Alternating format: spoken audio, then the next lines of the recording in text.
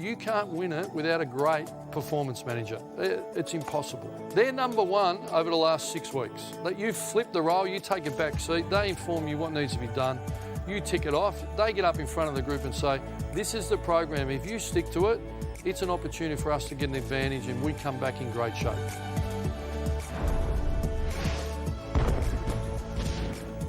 It is time for Ross the Boss, thanks to Jim Beam. And Ross, you're a heavy hitter. Not only has Jim Beam come on board, but we've decided to bring a guest to the situation tonight after your comments last week on just how important the phys editor is. Well, I'd like to keep some humility, but after listening to him, I think I was accurate still. So we've got the right man coming in. Yep. So, I reiterate those comments. Never been a more critical time for your strength and conditioning high performance managers program. And we have got fitness boss, fitness guru, Darren Burgess. He's been at Liverpool, he's been at Arsenal, he's now at the Melbourne Football Club. Darren, thanks for joining us. Firstly, no problem, guys. Thanks for joining. How have you handled the last 6 or 7 weeks, and how can you gauge the fitness of your players at the Melbourne Football Club? Yeah, it's been interesting.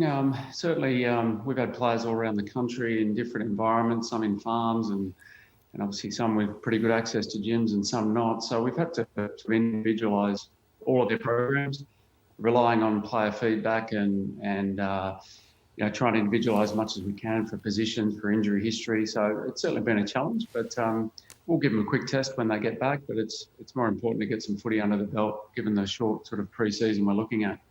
So, Darren, on the back of that, theoretically they went away 100% if they weren't in rehab.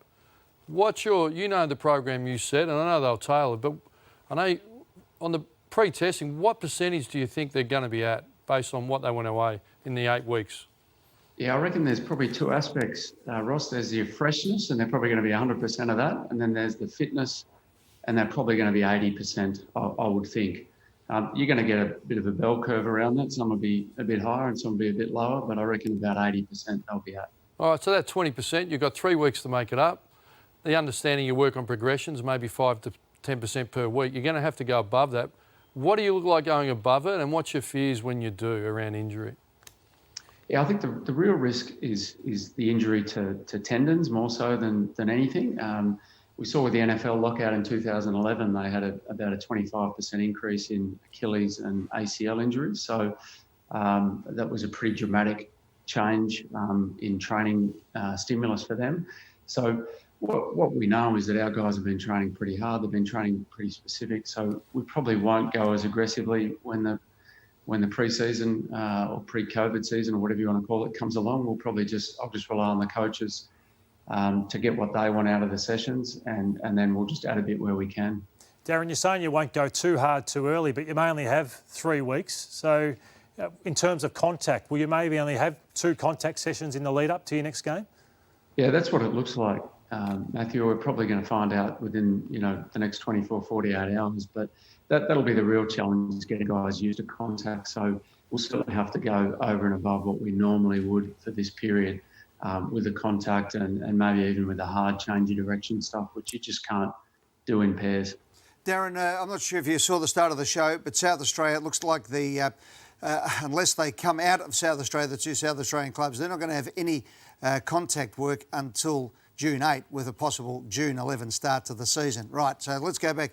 You're back at Port Adelaide. What do you say to David Koch if you were back there now? Would you say, right, we must get out of Adelaide? Or do you say, look, we can get them fit without the contact? What's the best course if you were running either of those clubs? If I would probably take them up to the Gold Coast and go up there so that we could get away from some of the Adelaide sort of bubble that happens in Adelaide, and get up there, get the players with plenty to do in and around their footy, and try and get the Melbourne teams to travel up to Adelaide and get an advantage there, as well as being able to contact train. That's what I'd probably be doing.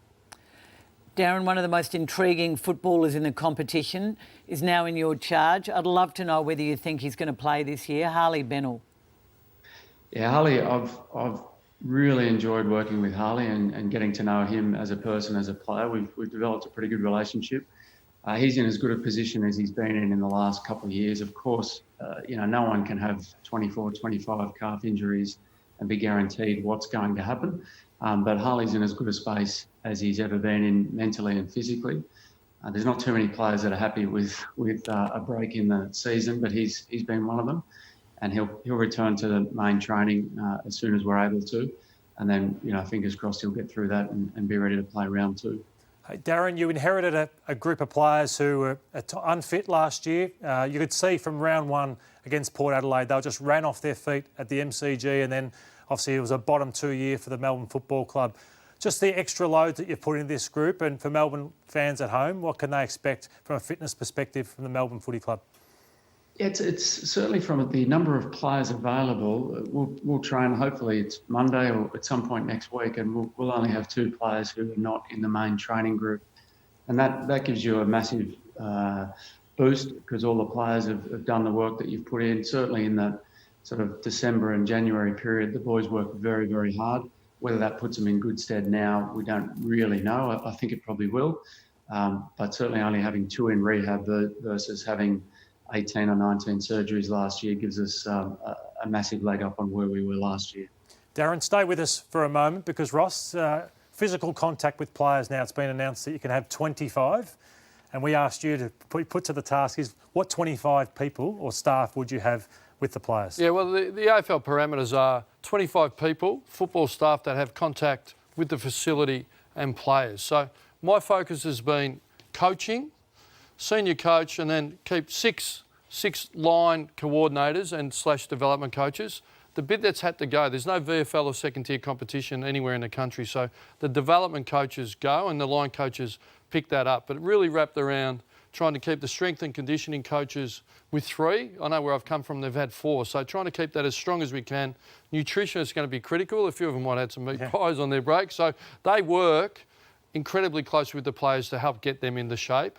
The mandated roles, but really 2 player development managers, psychologists, anything you can do with pastoral care will help at this stage.